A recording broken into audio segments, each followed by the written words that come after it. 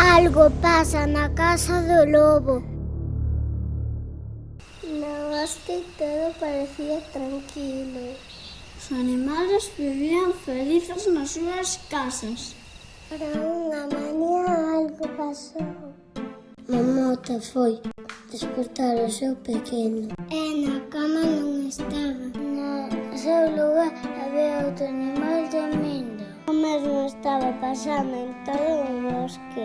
Mamá, Tortuga atopou a pequena coella. Mamá, Coella, a marmota pequena. Os pais e as nais empezaron a preocuparse. Na noite, mamá marmota foi a vixiar. Viu o lobo con os seus fillos nunha cadeta. Foi o contar aos outros papás. Todos salieron a investigar. Saliron unhas pedaladas polo bosque. Pegadas lévanos a un lugar conocido. A casa do lobo. Acercáronse moi a modo. Chamado La Porta. O porto veo a pouco.